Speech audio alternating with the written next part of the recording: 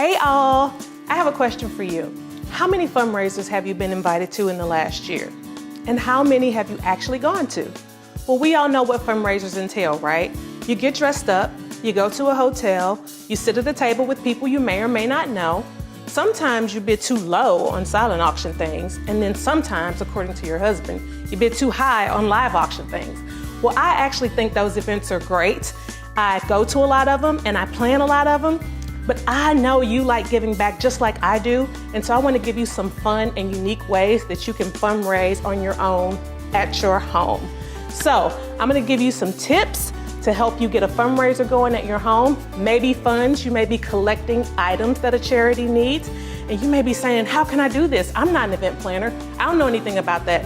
Well, I'm gonna give you some tips and tricks that'll make it easy and fun, and your charity will appreciate it.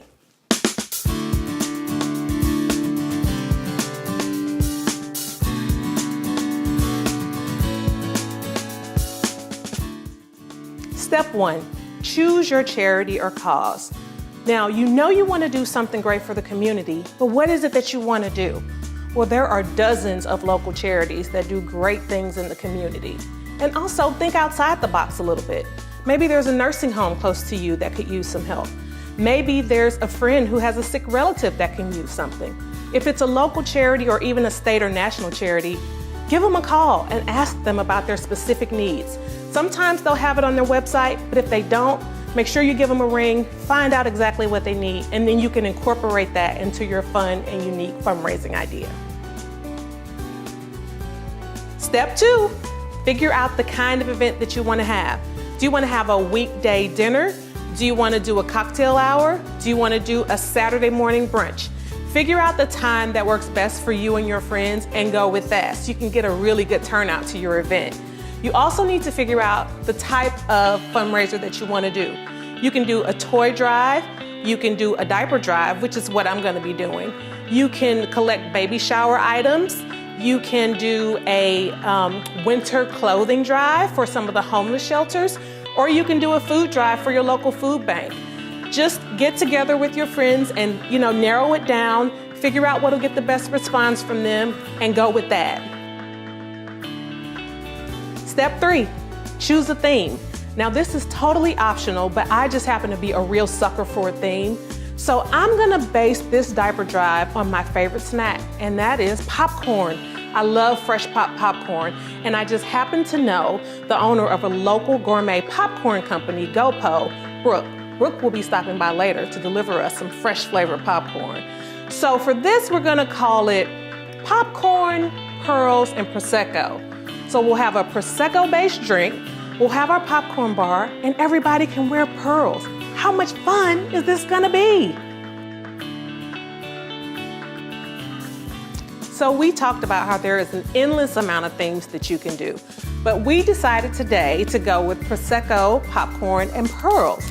And since we decided on that theme, I wanted to do a gourmet popcorn bar. So I called my friend Brooke, who owns GoPo, and we are gonna have her tell us all about what she brought and about her business a little bit in general. I was so excited when Adonica called me to be a part of this fundraiser.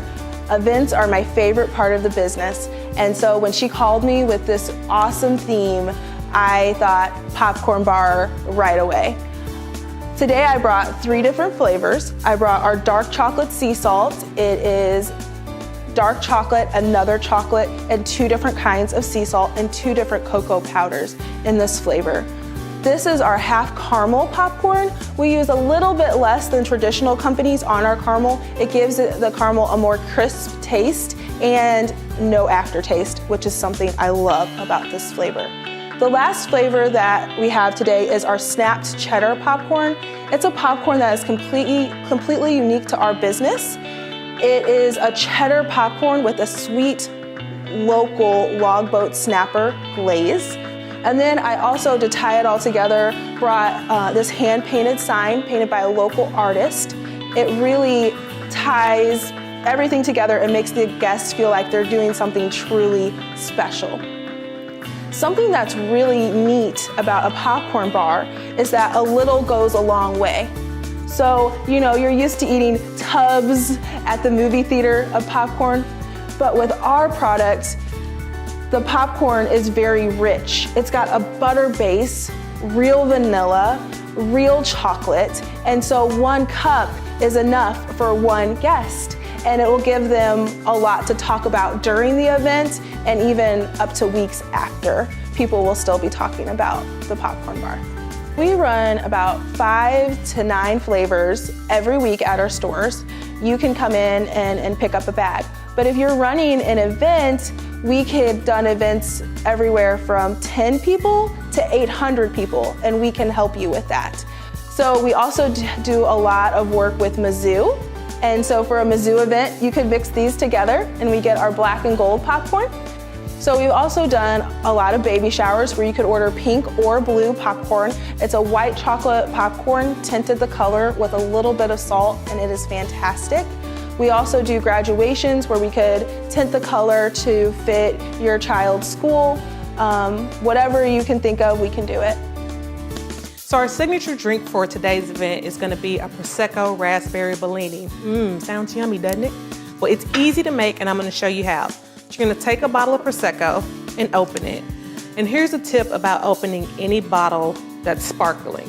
Don't twist the top, twist the bottle, and it will keep your champagne or sparkling wine from bubbling over. So we're gonna try that. Look at that. So in each glass, you're gonna drop a raspberry, add a sprig of basil, which smells good and makes me want pesto. And we're gonna take a little bit of raspberry liqueur. Just about a ½ ounce in each one. It gives it a really nice color and flavor. And then you're just gonna top it off with Prosecco. Look how pretty that is. And they smell amazing. And there you have it. Those are all done. They look beautiful, they taste great, and they're ready to go to the popcorn bar. Step 4, send out your invitations. You can do this one of 2 ways. The first thing you could do is use one of the online invitation sites, like Evite. You can go on, put in all your friends' email addresses. You can use a template, put in all the necessary information, hit send, and it's done. And it also keeps track of all your RSVPs for you. The second thing you can do is a paper invitation. And I created this one for this event on Canva. You just fill out your invitation, put it in an envelope, send it out, and you're good to go. Step 5, execute your event. This is the fun part, guys.